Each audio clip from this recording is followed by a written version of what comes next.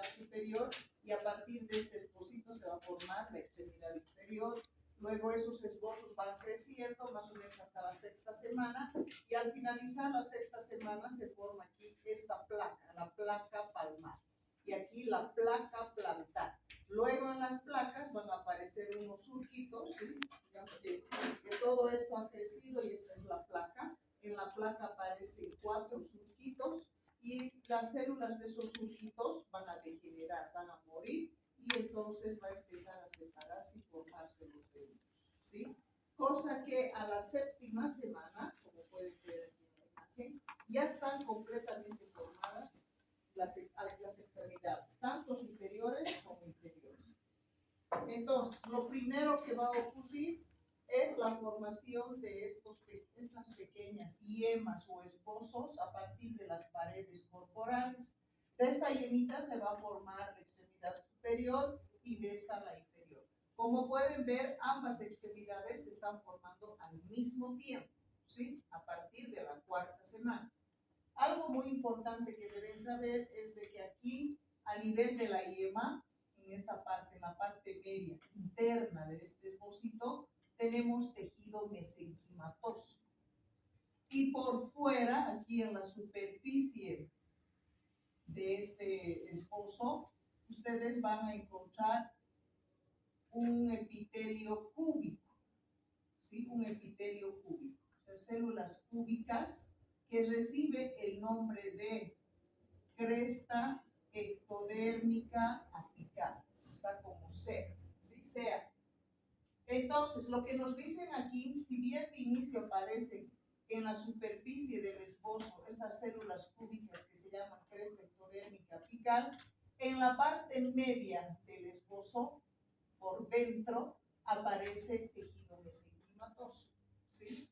Este tejido mesenquimatoso va a ser estimulado por estas células, es decir, estas células de la cresta neural van a estimular a estas células de tejido mesenquimatoso y va a hacer que proliferen más, y de esa manera va a empezar a crecer más y más el miembro. ¿Listo? Entonces, la función de estas células de la cresta ectodérmica apical es estimular a estas células mesenquimatosas para que éstas sigan proliferando y el miembro siga creciendo. ¿Ya? Ahora, hay una cosa muy importante también que nos dice que a medida que va creciendo el miembro, estas células mesenquimatosas ya no logran estimular a estas células mesenquimatosas que aparecieron de principio, ¿sí? Solamente estas células de la cresta ectodérmica apical empiezan a estimular a las células mesenquimatosas que están cerca. Ese estímulo ya no llega a estas que aparecieron de principio. Por eso que a medida que va creciendo el miembro, esta parte, como ya no recibe estímulo, se va reorganizando y va formando los huesos, los músculos, ¿sí? Entonces, a medida que va creciendo el miembro, estas células de la cresta ectodérmica apical estimulan a las células mesenquimatosas que están cerca. Y a estas ya no alcanza el estímulo, por eso estas se reorganizan, forman los huesos, los músculos, ¿sí? Y así va creciendo y creciendo el miembro hasta que aproximadamente a la sexta semana, ¿qué es lo que vamos a tener aquí? Vamos a ver de que se va a ir formando 3 porciones a nivel de las extremidades, o sea, 3 componentes, ¿sí? Están creciendo los miembros y ahí vamos a ver que tanto en el miembro superior como en el inferior vamos a encontrar 3 componentes. Uno de los componentes es el estilópodo. ¿A qué se refiere? El estilópodo es el que va a formar el húmero en la extremidad superior. Y el estilópodo que va a formar en la extremidad inferior es el fémur, ¿sí? Luego tenemos el zeugópodo, que en la extremidad superior forma lo que es radio y cúbito. Y en la extremidad inferior va a formar tibia y peroné. El autópodo en la extremidad superior va a formar el carpo, metacarpo y dedos. Y en la extremidad inferior, este autópodo también va a formar lo que es el tarso, metatarso y dedos. Por si acaso, cortejos son dedos también, ¿ya? Entonces vean cómo hasta la sexta semana ha ido creciendo el miembro y al final de la sexta semana ha formado esta platita, ¿sí? Entonces ha ido creciendo el miembrito desde la cuarta hasta la sexta semana y al finalizar su crecimiento ha formado esta placa palmar. Y aquí les decía que empieza a formarse 4 surcos, ¿sí? Y las células de sus surcos, hemos dicho que van a degenerar y se van a empezar a separar y van a formar los dedos. A ver, yo les pregunto, si en vez de 4 surcos aparecieran 5, ¿qué cambio habría en la mano? Habrían 6 dedos, ¿no es cierto? Entonces tendríamos una polidactilia. ¿Y qué habrá pasado en este caso? Sindactilia. ¿Por qué ocurrió? ¿Por qué creen que ocurrió? Exacto. Porque esas células que se encuentran aquí entre los dos deditos no ha desaparecido, no ha degenerado, se ha mantenido y por eso se ha formado una sindactilia. Dedos fusionados, ¿sí? Bien. Luego vamos a ver que una vez que han terminado de crecer las extremidades, aparecen la placa palmar, la plantar, aparecen los surcos y se forman los deditos y prácticamente al final de la séptima semana, tanto las extremidades superiores como las inferiores ya están formadas. ¿Sí?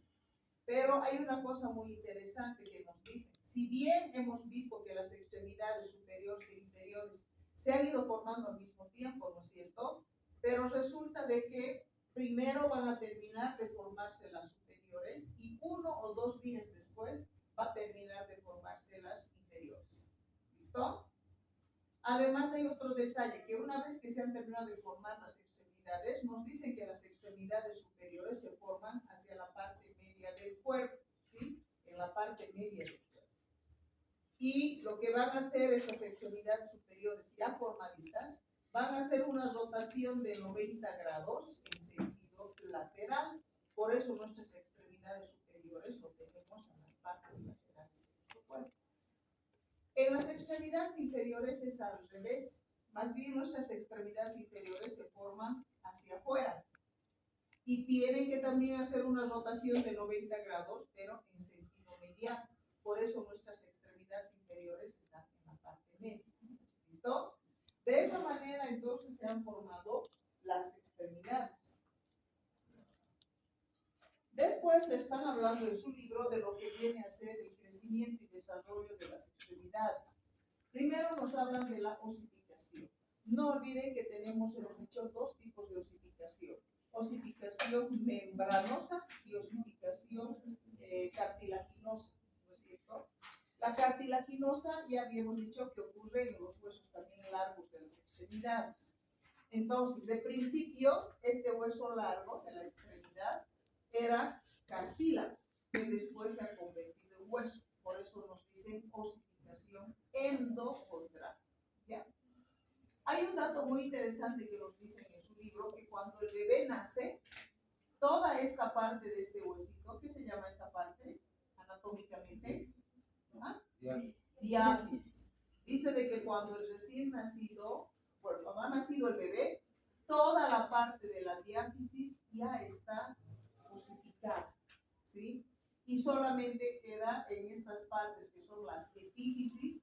Vean aquí que están como un color negro en la parte media, ¿sí? En las epífisis vamos a encontrar centros de osificación secundaria.